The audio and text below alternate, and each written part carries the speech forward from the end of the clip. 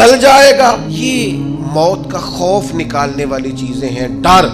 اچھا مجھے ایک بات بتائیں, یہ میں امید کی بات کرنے لگا ہوں. چلیں اب یہ بات تو مشکل ہے پر کرنی پڑے گی, مجبوری ہے. کبھی کبھی ابا جی سے مار بھی پڑ جاتی ہے بندے کو, گھر میں کو 2-4 لگ بھی جاتی ہیں. تو اس وقت نا جو سب سے بڑا سہارا کسی کو نصیب ہوتا ہے وہ یہ ہوتا ہے کہ اللہ کرے اماں گھر میں موجود ہو. اور میں نے دیہاتوں میں کئی مائیں ایسی دیکھی ہیں جو بیٹے کے حصوں کی مار کھاتی ہیں. ابا نے ڈنڈا لے لیا ہے بیٹے کی غلطی پہ, اب اماں بیچاری سامنے ہو گئی ہے, 2-4 اس نے بھی کھا لی.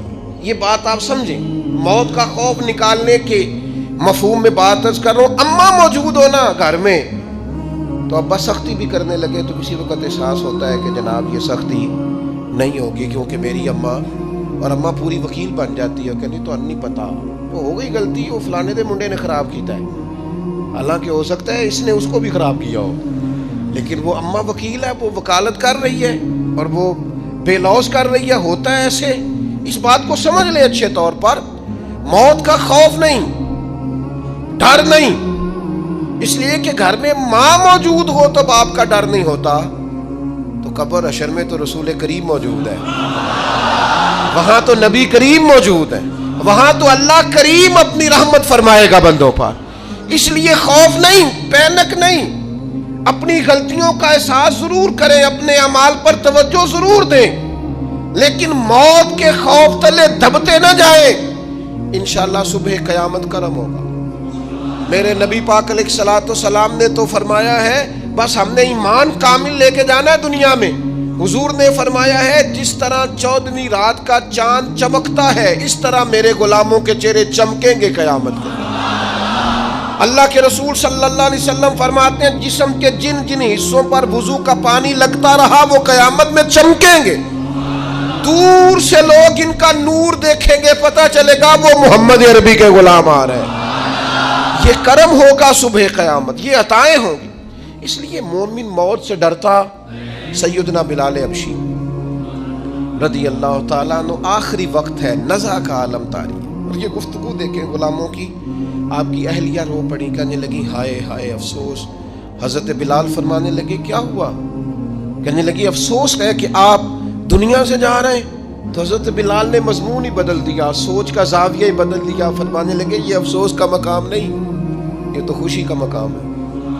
اس لیے کہ میری آج آنکھیں بند ہوں گی, قبر میں کھلیں گی, مدینے والے محبوب سے بھی ملوں گا, حضور کے غلاموں سے بھی ملوں گا صلی اللہ تعالی علیہ وسلم. تو موت تو مقام مسرت ہے, اور اگر یہ مل جائے زندگی میں. ایک بدو ایمان لے آئے, ابن ماجہ میں موجود ہے. حضرت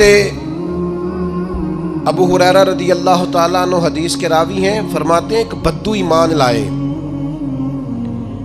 اور انہوں نے حضور علیہ السلام کے ساتھ ہجرت بھی کی. ابن ماجہ میں موجود ہے. تو نبی پاک علیہ السلام نے نا انہیں ایک صحابی کے ساتھ کر دیا, اب ان کے کام کاج میں مصروف ہو گئے ان کے ساتھ. تو حضور علیہ السلام نے نا ایک جگہ سے مال غنیمت آیا, تو طریقہ مبارکہ یہ تھا کہ مال غنیمت میں سب کو حصہ دیا جاتا تھا.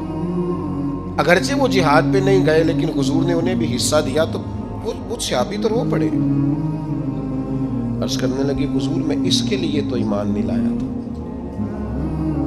حضور نے فرمایا پھر بتائیے, گرچہ حضور جانتے ہیں کس لیے لائے تھے. عرض کی حضور میں تو اس لیے ایمان لایا تھا کہ میں رب کی راہ میں لڑوں گا اور میں اپنی جان پیش کروں گا. میں شہادت کے لیے ایمان لایا تھا, مجھے یہ مال دولت نہیں چاہیے.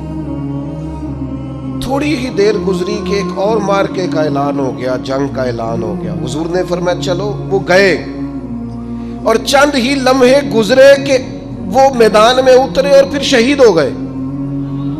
صحابہ کرام ان کی مقدس لاش مبارک کو اٹھا کے محبوب کے قدموں میں لائے. تو نبی کریم نے کیا خوبصورت بات ارشاد فرمائی.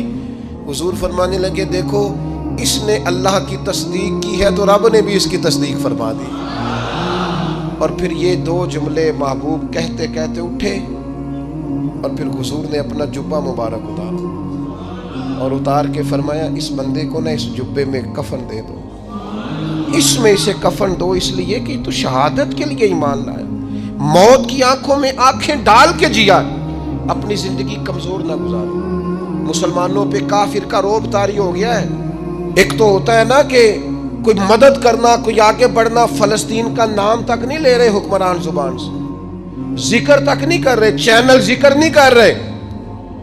اتنا روب، اتنا کفر کا خوف، صرف اس لیے کہ ہمیں موت کا ڈر ہے. مر جائیں گے تو بستر پہ نہیں مریں گے، بیماریوں سے نہیں مر جاتے لوگ.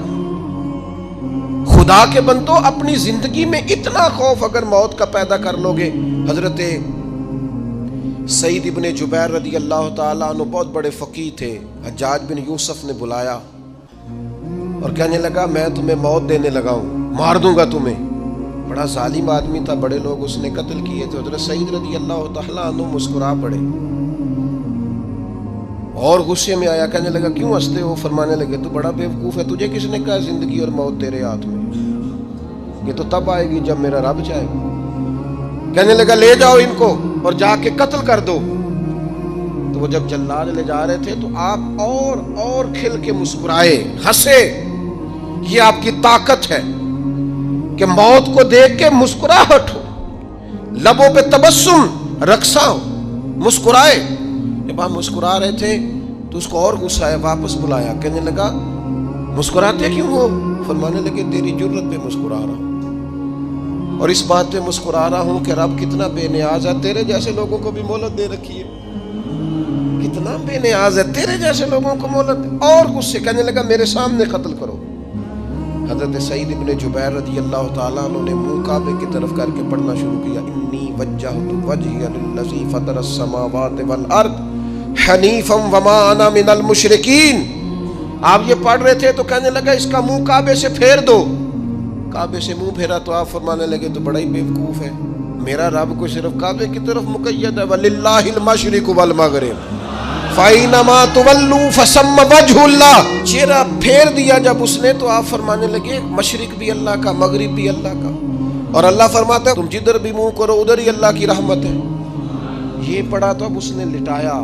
اور جب وہ آپ کو قتل کر رہا تھا تو حضرت سعید ابن جبیر کی ایک زوردار آواز گونجی. فرمایا یاد رکھنا مجھے اسی طرح قتل کرنا جس طرح تم خود قیامت میں قتل ہونا پسند کرتے ہو. میرا آخرت پر یقین کامل ہے، محشر میں عدالت لگے گی، میں تمہیں قتل کروں گا. میں حضرت سعید ابن جبیر کی وہ جرت تھی کہ دربار سارا لرز گیا حجاج کا. حضرت سعید ابن جبیر رضی اللہ تعالیٰ عنہ کہنے لگے اللہ اسے میرے بعد کسی پر مسلط نہ کرنا، میرا قتل آخری ہو، میرے بعد نہ ہو. ڈر گئے لوگ، سہم گئے. اور وہ جو جلاد آپ کو قتل کر رہا تھا اس کے بھی ہاتھ کانپ رہے تھے. اتنی جرت، موت کا ایک منٹ کے لیے خوف نہیں. حضرت سعید ابن جبیر رضی اللہ تعالیٰ عنہ شہید ہو گئے تو اتنا خون نکلا، اتنا خون نکلا، اتنا خون نکلا، خون بند ہی نہیں ہو رہا. ایک طبیب بیٹھا تھا، ہانپتے کانپتے ڈرے ہوئے سہمے ہوئے. حجاج کہنے لگا اس سے اتنا خون؟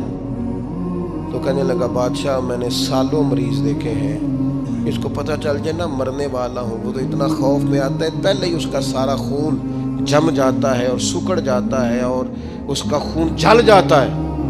یہ جو بندہ تم نے شہید کیا ہے نا اس میں ایک رتی برابر بھی موت کا خوف نہیں. موت کے خوف سے بے نیاز تھا، اتنا خون نکلا. حضرت سعید ابن جبیر شہید ہوئے اسی دن حجاج کے پیٹ میں درد شروع ہوا. صرف 15 دن حجاج بعد میں زندہ رہا ہے، 15 دن. اور ساری رات تڑپتا تھا، کہتا تھا مجھے خواب میں آ کے پیروں سے گھسیٹتے. حضرت سعید ابن جبیر چلاتا تڑپتا. 15 دنوں کے اندر طبیبوں نے کہا تیرا جو مرض ہے یہ کوئی آسمانی عذاب ہے. میرے عزیز موت سے ڈرے نہیں بلکہ جو ظالم ہو ان کو ڈرا دیں، یہ مومن کی شان ہے. اپنی زندگی کے اندر سے موت کا خوف نکال دیں تاکہ زندگی کے جو دن ہیں وہ جیے تو جا سکیں، وہ انسان مضبوطی سے وقت سے گزار سکے. حضرت علی شیر خدا رضی اللہ تعالیٰ عنہ نا وہ جیکٹ نہیں پہنتے تھے جنگی، جو کمر پہ پیچھے لوگ پہنتے تھے نا تلوار کوئی مارے تو زخم نہ ہو. تو کسی نے مولا علی شیر خدا رضی اللہ تعالیٰ عنہ سے فرمایا پشت پر آپ وہ جیکٹ نہیں پہنتے لوہے کی. آپ فرمانے لگے پشت تو دکھانی نہیں تو کہنے لگے موت سے ڈر نہیں آتا؟ فرمایا بالکل بھی نہیں. اور فرمایا مجھے بالکل ڈر نہیں آتا کہ میں موت پر آ گروں یا موت میرے اوپر جا گروں. ہم تو شہادت حضرت خالد بن ولید رضی اللہ تعالیٰ عنہ ایک دن نوجوانوں کو خطاب کرتے کرتے کہنے لگے موت سے کبھی نہ ڈرنا، میں نے ساری زندگی جنگوں میں گزاری ہے، میرے وجود پر ایک ذرہ بھی جسم کا حصہ ایسا نہیں جس پر زخم نہ ہو۔ اور جو کہتے کہتے رو پڑے، فرمانے لگے، یہ بات کرتے کرتے رو پڑے، فرمانے لگے دیکھ لو زندگی ساری میدانوں میں گزاری ہے، لیکن شہادت اللہ تعالیٰ نے میرے لیے وہاں نہیں لکھی تھی، یہاں اللہ تعالیٰ نے اپنی رحمت کے لیے موت میرے لیے لکھی تھی، تو یہ تو اللہ کا کرم ہے۔ قریب ایک بزرگ صحابی اور بیٹھے تھے، فرمانے لگے آپ کی نیت شہادت کی تھی، انشاءاللہ آپ قیامت میں شہیدوں میں ہی کھڑے کیے جائیں گے۔ تو میرے عزیز خوف نہیں موت کا۔ آخر میں 2-3 گزارشات عرض کرنی ہیں۔ ایک تو میری آپ سے گزارش ہے، انہوں نے ابھی تک قرآن مجید کی تلاوت شروع نہیں کی، وہ ابھی سے آج سے 10 منٹ ٹائم ہو تو مسجد میں بیٹھ کے ایک رکوع پڑھ کے جائیں، قرآن مجید نہیں چھوڑنا۔ رمضان کا تعارف یہ ہے کہ شہر رمضان الذی انزل فیہ القرآن، تو قرآن مجید سے دلچسپی۔ دوسری میری گزارش ہے راشن بانٹنے والوں سے بھی کہ مہربانی کریں لائنوں میں لگانا چھوڑ دیں، اور لینے والوں سے بھی میری عرض ہے کہ اللہ تعالیٰ سارا سال عطا کرتا ہے، 3-4 ہزار کے لیے کیوں اپنے آپ کو آپ تکلیف میں ڈالتے ہیں، سارا سال اللہ دیتا ہے۔ اور پھر میری آپ سے یہ بھی اپیل ہوگی کہ طبیعتوں میں حلم پیدا کریں، بردباری پیدا کریں، یہ بڑی ضروری چیز ہے۔